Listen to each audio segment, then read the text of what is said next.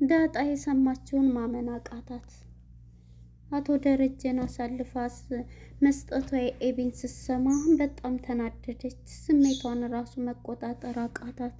አንቺ ራስ ወዳድና ራስ ወዳድ ነሽ፣ ለራስሽ ብቻ እንጂ ለሰው አታስቢም። እንዴት ይሄን ታደርጊያለሽ? በማለት ዳጣም በለቅሶ እሷን ጮኻባት ወጣይ። ይሄን ያለቻት ቃልም ኤቢ በጣም እየተደጋገመባት ስታለቅስ ብቻዋን ከመሬቱ ላይ ቁጭ ብላ በጣም እያለቀሰች ነበረ። እንዴት ይሄን ታደርጊያለሽ? ራስ ወዳድ ነሽ እያለቻት በመጨረሻ ትታት ዳጣም ከቤቱ ወጣች። አቶ ደረጀም ልጄ ከምትታሰር እኔን በማለት አቶ ደረጀ ባልሰራው ወንጀል ራሱን አሳልፎ ለሕግ ሰጠ። ኤቢ ከምትታሰር እኔ እታሰራለሁኝ፣ ልጄ የነገ ህልም አላት በማለት ራሱን አሳልፎ ለ15 ዓመት የህግ አካል እኔ ነኝ ገዳዩ በማለት ሰጠ። ኤቢ ግን ልትናገር አቅሙ አልኖራትም። የህግ ተማሪ ብትሆንም ዝም ብላ ከአባቷ ጋር ተቃቅፋ መላቀሷን እንጂ አባቴ ያልገደለም ብትልም እኔ ነኝ የሚለውን ቃል ግን በፍጹም ለመናገር አልቻለችም። አርጁም ቀጥታ ወደ ግቢ መጥቶ እንግዲህ ገዛኸኝም በዱላ ቆምጦ ጥሎታል። በመጨረሻ ኤቢ ፍቅረኛዬ ይቅር በይኝ፣ አባትሽ በገደለው አንቺን እንትን አልኩኝ በማለት ነበረ እየተማጸነ የመጣው። አይገርምም? ዳጣ ለሰላምዬ በመደወል በቀደም የላክሽውን በጣም ትገርሚያለሽ፣ ግን ስለ እናቴ እያወቅሽ በቀደም ለናታን የሰጠሽው ደብዳቤ ስለ እናቴ የሚገልጽ ነው፣ ለናታን ግን አንብቦታል በማለት ነገረቻት። እሷም ግን ልታወጣጣ ብትል እባክሽን ነገር መተሽኝ እያለች ቀየረችባት ወሬዋን። በተሰበረ ልብ እያለቀሰ ግቢውን ስታይ ኤቢ ከፖሊስ ጣቢያ ወደ ቤት መሄድ ትችያለሽ፣ አባትሽ ወደ ማረፊያ ቤት ስትባል በለቅሶ ልቧ ተሰብሮ እያለቀሰ መጣች። ግቢውን ስታይ እንግዲህ ዳጣም በመስኮት በመስተዋቱ እያየቻት ነበረ። በዚያንም ሰዓት ነበረ እንግዲህ ዳጣ ያለቻትን እያስታወሰች እየነበረችው። ሰላም ጤና ይስጥልን ውድና የተከበራችሁ የቻናሌ ቤተሰቦች እንኳን ወደ ቻናል በሰላም መጣችሁ። ዳጣ ክፍል 96 ተለቀቀ። ወደ 95 ስንመለስ እንግዲህ የህግ አካላት ሁሉንም በመጠየቅ ላይ ሁሉንም ሰብስቦ ከኤቢ ጋር ነበረ የነበረው። ኤቢ እንግዲህ ስለ እህቷ ስለ ውሃ አንድ አእምሮ እንትን የሆነችውን ይሄ መጠየቅ ተምረሃል አንተ እያለች ፖሊሱንም በጣም በስሜታዊ እያናገረችው ነበረ። ጭራሽ አልተማርክም ስትለውም ነበረ። እሷም እንግዲህ ይህንን ብትለውም ጊዜ በጣም እየተናደደም ስሜቱንም እየተቆጣጠረ ነበር። እንዴት ይህን ታስገብተህ ትጠይቃለህ? አንቺ እንደገደልሽ አውቄያለሁ ቢላትም ፍጹም እሷ የሚለውን ትታ በጣም እየተከራከረ ነበር። በጣም እየጮኸችም ነበርና የዚህ ጊዜ ውጪ በማለት ስትነሳ አመሰግናለሁ ብላ ነበረ የወጣችው። አባትሽን ጥሪ ስትባልም አቶ ደረጀን ጠርታ ነበረ። አቶ ደረጀን እንግዲህ ስትጠራ አቶ ደረጀም በጥያቄ ሲጠየቅ ነበረ። ስለ ልጁ መሞት እንዴት ነው ማን ነበረ እያለው ልጅቷን እንግዲህ ውሃን ጠይቄ ሲል ለምንድን ውሃን ጠየቅ? ለምንስ ውሃን ትጠይቃለህ? ውሃ እኮ የሕክምና ማስረጃ ተሰጥቷል ለምን እየተባለው ነበር። አቶ ደረጀ እርስዎም ለልጆ ያለውትን ስሜትና ምንም ቢሆን እንትን ስለምትሉ በጣም ይህንን ጥያቄ ከልጄ ጋር ከኤቢ ጋር በቂ ጋር ጠይቀኝ ስትለው እሺ በማለት እንግዲህ ከኤቢ ጋር እንግዲህ ጥያቄውን አፋጠውታል። እንግዲህ እናንተ ግቢ ሰው ማን ነው የልጁን ህይወት ያጠፋው እየተባለ በሚጠየቅም እናም አቶ ደረጀና ኤቢ በአንድ ላይ ህግ ሲል በሚጠይቃቸው ጊዜ አቶ ደረጀም እኔ ነኝ ይሄንን ድርጊት ያደረኩት፣ አዎ ገለን ግቢያችን ቀብረናል በማለት ቃሉን ይሰጣል። ኤቢ ግን በጣም ትናደዳለች። አባት ያላደረገውም እኔ ነኝ የሚለውን ቃል ለመናገር አቅሙ አጣት። ነገር ግን አባቷ ይሄን በሚል ሰዓት አሳልፋ ሰጠችው። እዚህ ላይ ግን ኤቢ ምንም ልቧ ቢሰበር እንትን ብትል ራሷ ባደረገችው ወንጀል አባቷን አሳልፋ መስጠት የለባትም። አይ እንደዚህ በሚል ሰዓት አባዬን እኔ ነኝ ያደረኩት እሱ አይደለም ብላ ቃሏን መስጠት ነበረባት። ነገር ግን አልቻለችም። በቃ አባዬ እያለ እያለቀሰች ተቃቅፈው በቃ ዝም በይ ልጄ እያላት ነበረ ሲላት የነበረው በጣም እየተላቀሱ። እንግዲህ የህግ አካላቱን በቃ ይበቃል ብሎ ኤቢንም አንቺ መሄድ ትችያለሽ ወይዘሮ ኤቢ፣ አቶ ደረጀ ደግሞ ወደ ማረፊያ ቤት መግባት አለብህ እያለ በጣም እንትን እያለው ነበር። መልሰው ተቃቅፈውም እያለቀሱ እዚህ ፓርት ላይ እኔ ራሱ አልቅሻለሁ። በእውነት ማንም ቢሆን አባትም ሆነ እናት ልጇን አሳልፋ አትሰጥም። ራሷን መስዋዕትነት ወይም አባትም ራሱን መስዋዕትነት ነው የሚያደርገው። ኤቢ እኛስ ልጆች ማለት ከእኛስ ምንድን ነው የሚጠበቀው? እንደዚህ በሚል ጊዜ ግን እሷ ማለት ነበረባት እኔ በሆን አደርገዋለሁ እንዴ እኔ ነኝ የፈጸምኩት ብዬ። እናም በዚህ የተነሳ እንግዲህ ኤቢም ልቧ ቢሰበር ጸጥ ብላ ወደ ቤት ነበር የሄደችው። ወደ ቤት ስትሄድም እንግዲህ ግቢውንም እያየች ቢሆን ዳጣም በጉጉት እያየቻት ነው በመስተዋቱ ላይ ሆና። ኤቢም እንግዲህ በጣም እንትን እያለች ነው። መጀመሪያ ወደዚህ እንግዲህ እየመጣች ሳለ ወደ ለዛና ወደ ገዛኸኝ ስንሄድ እንግዲህ ገዝ የምዛው ሆኖ አንተ ምንድን ነው ምን ተፈጠረ በሰላም መጣህ እያለችው ነበር። አዎ እንዴ አንቺ ምን ታያለሽ? እኔ እኮ ማነው መሰለሽ ሲጠይቀኝ ጥያቄውን ራሱ እንዲህ እየተንቀጠቀጠልኝ ነው አለ ገዜ ጉረኛው ማለት ነው። ጉረኛ ፖሊስ እኮ ነው ይሄን የምትለኝ ፖሊስ ፊት ነው እንደዛ አለ የምትለኝ ስትለው፣ አዎ ማን መሰለሽ ታዲያ ፖሊስ ቢሆን እንዲህ ዱላዬን ገና ሲጠይቀኝ ስንቴ እንዴት ተንቀጠቀጠ፣ ግራ ቀኝ ጠየቀኝ ሄድኩኝ ትቼው መጣሁ እያለ አንተን ፈርቶክ ስትለው፣ አዎ ማን መሰለሽ አሁን ልቅስ ና ቶሎና ቁርስ ማንም የለ ና ብላ ትለዋለች። ማለት ና ቶሎ ብላ ቤት ሰው የለ ስትለው፣ ይሄ ነገር ብሎ እንግዲህ መጀመሪያ ከነ ውሃ ጋር ነበርና ሄዱማ ሸጋው መጣ ሄዱ እያላቸው ነበርና ማነች ይችን ምጥንን ማለት ነው የት ናት ማነች ውሃ ስትለው ውሃ ሲላት ስትለው ውሃ ሄዳለች ስትጠየቅ ጠየቃል ትጠየቅ እያላት ነበር። ታሰር እያለች ብዙ ቢላትም እሷም አንቺ ራሱ አንድ እንትነሽ እያላት ውሃም ያው ተመልሳ መጣለች ማለት ነው።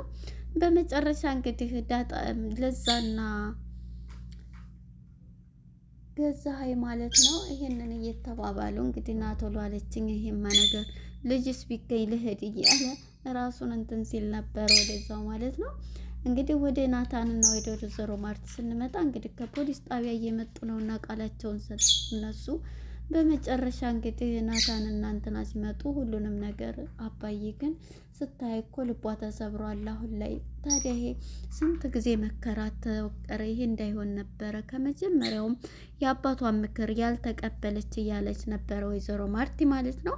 በመጨረሻ እንግዲህ ማርቲም ይህንን እያለቻን ነበርና ወደ ዳጣ ጋር ስንሄድ ዳጣ ወደ እናቷ ወደ ሰላም ጋር በመደወል ይሄንን ጥያቄ ታቀርብላታለች። አንቺ ግን ታዝቤሻለሁ በባለፈ ስለ እኔ እናት እያወቅሽ ደብዳቤ ለናታን ነግረሽ እኔን ሳትነግሪ ቀረች ደግሞ እያለቻት፣ ማን ነው ይሄን ያለሽ? አባትሽን ጠይቄ ማለት አባትሽን ስትላት የድሬዳዋ አባትሽን ነው ትላታለች።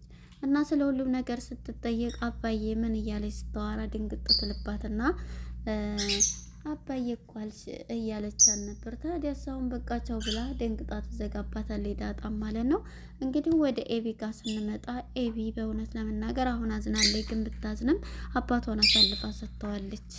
ማንም ሰው በስራው ይጠየቃል ብላ በባለፈው ፓርት ላይ ወንጀለኛ በሆን እንዴት ታደርጊያለሽ? ብትሰርቂ ግን እኔ አሳልፌ ያልሰጥሽም እያለ አንተ ሌባ አይደለም ህግ ደግሞ ያጠፋው ሰው መቀጣት አለበት ብላ ነበር። እንግዲህ የህግ ተማሪ ሆና ኤቢ ማለት ነው። እና እንግዲህ ስትመጣ ግቢውን ስታይ በጣም እየተጸጸተች እያለቀሰች፣ ዳጣም ደግሞ በመስኮት እያየቻት ነበርና በመጨረሻ እንግዲህ ዳጣም መታ ስታያት እያለቀሰች ነበርና ክላሷ ገብታ እየጠየቀቻት ነው። ስትጠይቃትም አባዬስ ስትላት አባዬማ እያለኝ ንገረኝ ምንድን ነው ስትላት በቃ እኔ ነኝ ግቢ ሰው ገድዬ ብሎ እጁን ሰጠ።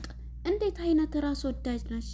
እንዴት እንደዚህ ታደርጊያለሽ? አንቺ ለራስሽ እንጂ ለሰው አትፈልጊም እያለኝ ዳጣም በጣም ትናደድና በጣም እያለቀሽ ነው። ምን ሆነች ነው ብላ ነበር። ይህን ስትሰማ ዳጣ ራሱ ተናዳ ራስ ወዳድ ሴት ልጅ ነሽ እያለቻት በቃ ይሄን ያለቻትም እሷ አእምሯ ውስጥ ትታት ትሄዳለች ማለት ነው ዳጣ። በመጨረሻ እንግዲህ ዳጣም ይሄን ብላ ስትሄድ ኤቢ በጣም እየተጸጸተች አባቷ እንደዛ ያላትን አንቺ ራስ ወዳድ ነሽ ያለቻትን በሙሉ እያስታወሰ እያለቀሰ ትገኛለች። በዚህም የተነሳ እንግዲህ ወደ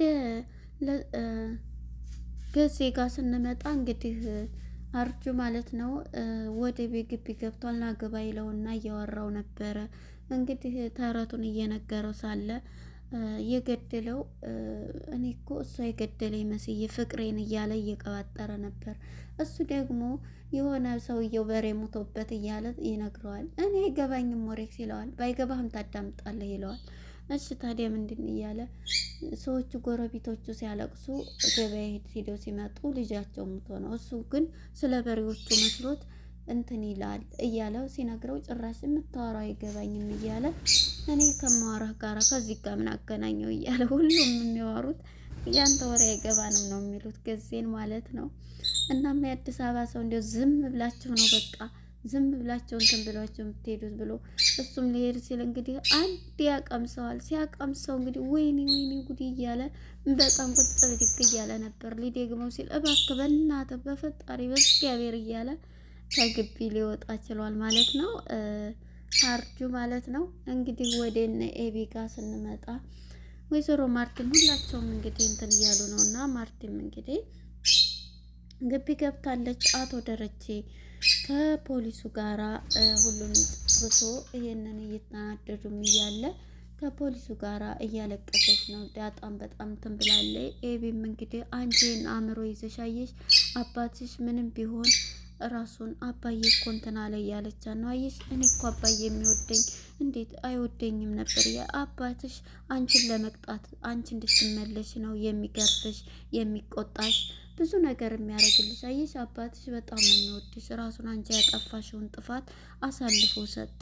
አንቺ ግን ይሄን ያደረግሽው እያለቻን ነበር እያለቀሰኝ ልጄ በቃ ህልሟ እንዳይጨልም ብሎ ሁሉም ነገር አድርጎ በመጨረሻ ራሱን መስዋዕትነት ሰጠ። አንቺ ግን እያለቻት ይህን በምትላት ጊዜ አሁን ላይ የተጸጸተች ትመስላለች። እያለቀሰች ትገኛለች። በመጨረሻ እንግዲህ ወደ ፖሊስ ጣቢያ ወደ